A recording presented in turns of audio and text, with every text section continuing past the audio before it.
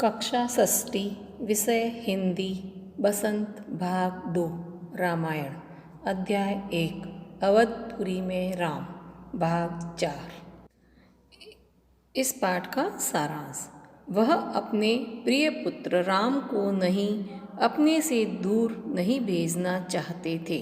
ऋषि ने दशरथ से कहा कि वे रघुकुल की रीति तोड़ रहे हैं, वचन देकर पीछे हट रहे हैं। यह कुल के विनाश का सूचक है।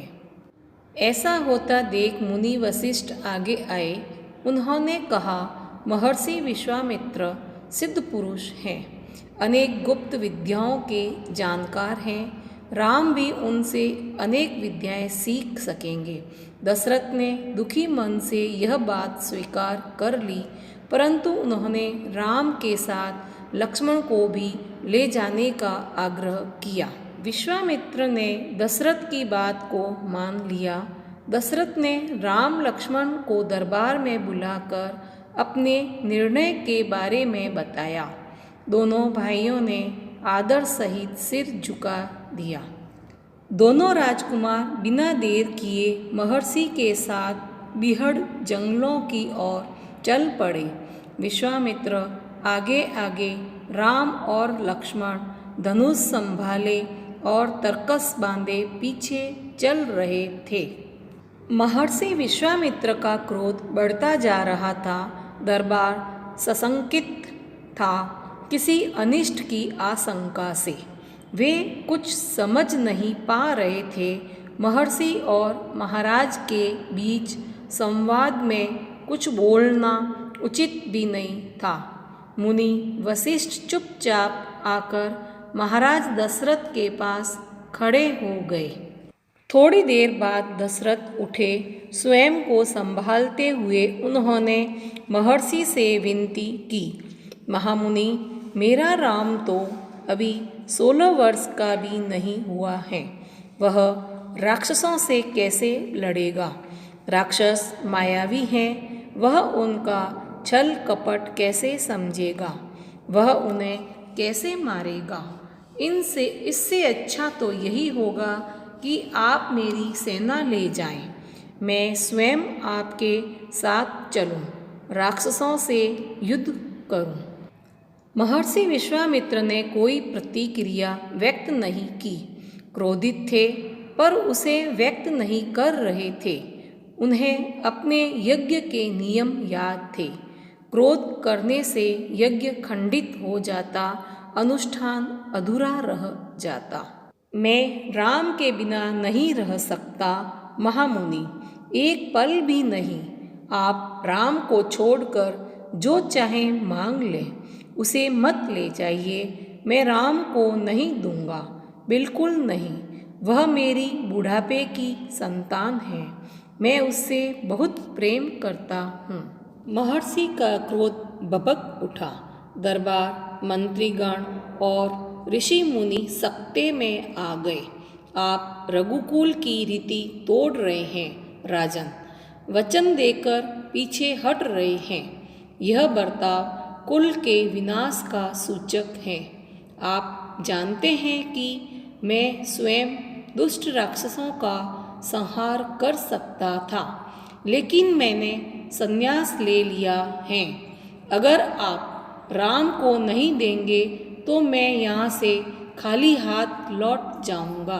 तो जब महर्षि विश्वामित्र जी ने दशरथ जी से कहा कि राम को मेरे साथ भेज दीजिए, राम को मुझे दे दीजिए, तो दशरथ जी ने क्या कहा कि नहीं, मैं राम को नहीं दूंगा। तो महर्षि विश्वामित्र जी का क्रोध बढ़ता जा रहा था। दरबार में सभी लोग बैठे थे, सभी संशकित हो गए थे। उनको कुछ समझ नहीं आ रहा था कि अब क्या होगा। बीच में महर्षि और महाराज के बीच में जो संवाद चल रहा है उसमें बोलना उचित भी नहीं था, इसलिए वे चुप बैठे थे। और मुनि वशिष्ठ भी चुपचाप महाराज दशरथ के पास खड़े हो गए। थोड़ी देर में दशरथ जी उठे और उनके महर्षि के पास में गए और उनसे विनती की कि महामुनि, अभी मेरा राम तो 16 वर्ष का है और वह राक्षसों से कैसे लड़ेगा? राक्षस मायावी हैं, वो उसे कैसे मारेगा। तो इससे अच्छा तो ये है कि आप मेरी सेना लेकर जाएं और मैं भी आपके साथ चलूं और मैं स्वयं राक्षसों से युद्ध करूं। लेकिन महर्षि विश्वामित्र ने कोई प्रतिक्रिया नहीं की और वे क्रोधित तो थे पर उन्हें व्यक्त नहीं कर पा रहे थे। क्यों? क्योंकि उन्होंने यज्ञ के नियम को याद थे उनको, और यज्ञ के अगर नियम टूट जाते, क्रोध करते, तो यज्ञ खंडित हो जाता और उनका जो संकल्प लिया हुआ था अनुष्ठान करने का वो अधूरा रह जाता। तो दशरथ जी ने कहा कि मैं राम के बिना नहीं रह सकता। महामुनि, आप राम को नहीं ले जाइए, मैं राम को नहीं दे सकता, मैं राम को नहीं छोड़ सकता, राम मेरे बुढ़ापे की संतान है। उन्होंने बहुत सारी विनतियाँ की, लेकिन महर्षि ने कुछ भी प्रतिक्रिया नहीं की। फिर महर्षि को क्रोध आ गया और भभक उठे क्रोध से और वो खड़े हो गए। तो दरबार, मंत्रीगण, ऋषि मुनि सभी क्या है, सकते में आ गए। अरे वह महर्षि, अब वो गुस्सा हो गए तो उनको भी डर लगने लगा। तो उन्होंने क्या कहा महर्षि ने कि आप रघुकुल की रीति तोड़ रहे हैं राजन, आप वचन दे रहे हो और वचन देकर आप पीछे हट रहे हो, ऐसे थोड़ी होता है। तो उन्होंने कहा कि नहीं, तो के पीछे हट रहे हो, और अगर आप, मैंने संन्यास ले रखा है, अन्यथा मैं स्वयं ही उस दुष्टों का ना संहार कर देता, मैं उनको ही मार देता। लेकिन मैंने अभी संन्यास ले रखा है, इसलिए मैं शस्त्र नहीं चला सकता। अगर आप राम को नहीं देंगे तो मैं यहाँ से खाली हाथ ही लौट जाऊंगा। उन्होंने कहा कि आप रघुकुल की रीति तोड़। रघुकुल की रीति क्या थी? प्राण जाए पर वचन न जाए। तो आपने वचन तो दे दिया लेकिन उसको निभा नहीं रहे हो, तो फिर मैं यहाँ से खाली आ जाऊँ। अगर खाली हाथ भी भेजना उनके रघुकुल की रीति में नहीं था। बात बिगड़ती देखकर मुनि वशिष्ठ आगे आए, महाराज दशरथ को समझाया राम की शक्ति के बारे में, प्रतिज्ञा तोड़ने के संबंध में, महर्षि विश्वामित्र के साथ रहने पर राजकुमार राम को होने वाले लाभ के बारे में। राजन, आपको अपना वचन पूरा करना चाहिए। रघुकुल की रीति यही है। प्राण देकर भी आपके पूर्वजों ने वचन निभाया है। आप राम की चिंता न करें। महर्षि के होते उनका कोई कुछ नहीं बिगाड़ सकता। महाराज दशरथ की चिंता कुछ कम हुई, पर मन अब भी खिन्न था। पुत्र बिछोह का दुख सभी तर्कों पर भारी पड़ रहा था। गुरु वशिष्ठ ने कहा, महाराज, महर्षि विश्वामित्र सिद्ध पुरुष हैं, तपस्वी हैं, अनेक गुप्त विद्याओं के जानकार हैं। वह कुछ सोचकर ही यहाँ आए हैं। राम उनसे अनेक नई विद्याएं सीख सकेंगे। आप राम को महर्षि विश्वामित्र के साथ जाने दें, राम को उन्हें सौंप दें। तो जब महर्षि हैं वो नाराज हो गए, क्रोध आ गया उनको। तो जब बात बिगड़ती हुई देखी तो मुनि वशिष्ठ तुरंत खड़े हुए और महाराज के पास में आए और महाराज को समझाया कि राम की शक्ति क्या है और राम को आप पहचानिए, और प्रतिज्ञा तोड़ने के संबंध में भी उनको समझाया कि रघुकुल की जो हमने वचन दिया है उसको नहीं तोड़ना, और महर्षि विश्वामित्र के साथ रहने पर राजकुमार को होने वाले लाभ, यानी कि राजकुमार अगर विश्वामित्र जी के साथ में रहेंगे तो उनसे बहुत सी नई विद्याएं वो सीख पाएंगे और आगे उनके वो काम आएगी। वशिष्ठ जी ने समझाया कि राजन, आपने जो वचन दिया है उस वचन को पूरा कीजिए। प्राण देकर भी आपके पूर्वजों ने वचन निभाया है और आपको राम की चिंता न करें। महर्षि के होते हुए उनका कोई कुछ भी नहीं बिगाड़ सकता। तो महाराज दशरथ की चिंता थोड़ी कम हुई, पर मन अब भी उनका क्या था, खिन्न हो रहा था। अंदर से उनकी इच्छा नहीं हो रही थी कि मैं महर्षि के साथ में पुत्र राम को भेजूं। पुत्र बिछो का दुख भी हो रहा था, लेकिन गुरु वशिष्ठ ने कहा कि महाराज, महर्षि विश्वामित्र क्या है, सिद्ध पुरुष हैं, तपस्वी हैं, वो अनेक गुप्त विद्याओं के जानकार भी हैं। वह कुछ सोच कर ही अपने यहाँ पर आए हैं और राम उनसे अनेक विद्याएं भी सीख पाएगा। दशरथ ने मुनि वशिष्ठ की बात दुखी मन से स्वीकार कर ली। लेकिन वह राम को अकेले नहीं भेजना चाहते थे। उन्होंने विश्वामित्र से आग्रह किया, कहा कि वे राम के साथ उनके छोटे भाई लक्ष्मण को भी ले जाए। महर्षि विश्वामित्र ने महाराज दशरथ का यह आग्रह स्वीकार कर लिया। राम और लक्ष्मण को तत्काल दरबार में बुलाया गया। महाराज दशरथ ने उन्हें अपने निर्णय की सूचना दी। दोनों भाइयों ने उसे सहर्ष स्वीकार कर लिया, सिर झुकाकर आदर सहित। इसकी सूचना माता कौशल्या को दी गई। बताया गया कि राम और लक्ष्मण वन जा रहे हैं। महर्षि विश्वामित्र के साथ नितांत गंभीर माहौल में स्वस्ति वचन हुआ, शंख ध्वनि हुई, नगाड़े बजे। महाराज दशरथ ने भावुक होकर दोनों पुत्र का मस्तक चूमकर उन्हें महर्षि को सौंप दिया।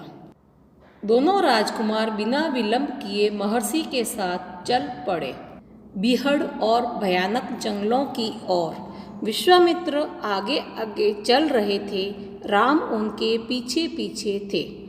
लक्ष्मण राम से 2 कदम पीछे, अपने धनुष संभाले हुए, पीठ पर तुणीर बांधे, कमर में तलवारें लटकाए। तो राजा दशरथ जी ने मुनि वशिष्ठ की बात स्वीकार तो की, लेकिन दुखी मन से स्वीकार कर ली। लेकिन वह राम को अकेले नहीं भेजना चाहते थे। उन्होंने विश्वामित्र जी से विनती की, आग्रह किया कि वे राम के साथ उसके छोटे भाई लक्ष्मण को भी ले जाएं। महर्षि विश्वामित्र जी उस आग्रह को स्वीकार कर लिया और कहा कि ठीक है। तो राम और लक्ष्मण को तत्काल तुरंत ही दरबार में बुलाया गया। राम लक्ष्मण हाजिर हुए और उनको अपने निर्णय के बारे में सूचना दी। तो दोनों भाइयों ने सहर्ष स्वीकार कर लिया, सिर झुकाकर आदर सहित उन्होंने स्वीकार कर लिया। इसकी सूचना माता कौशल्या को भी दी गई और बताया गया कि राम और लक्ष्मण वन जा रहे हैं। तो महर्षि विश्वामित्र के साथ में वो जा रहे हैं। नितांत गंभीर माहौल में क्या किया गया? स्वस्ति वचन किया गया, शंख ध्वनि हुई, नगाड़े बजे और दुखी मन से उन्होंने सारा किया। लेकिन माता कौशल्या को भी अच्छा नहीं लगा, लेकिन क्या करें, वचन दिया है तो उसको निभाना था। तो महाराज दशरथ ने भावुक होकर दोनों पुत्रों का मस्तक चूमा और उन्हें महर्षि को सौंप दिया। दोनों राजकुमार बिना देर किए महर्षि के साथ में चल पड़े और बीहड़ भयानक जंगलों की और बीहड़ यानी घोर भयानक जंगलों की ओर महर्षि के साथ चल पड़े। विश्वामित्र आगे आगे चल रहे थे और राम उनके पीछे पीछे चल रहा था और लक्ष्मण है जो राम से 2 कदम पीछे चल रहे थे, धनुष संभाले हुए और पीठ पर तुणीर बांधे हुए, यानी कि बाण या तीर रखने का पात्र होता ना, उसके बोलते तुणीर या तरकस बोलते हैं।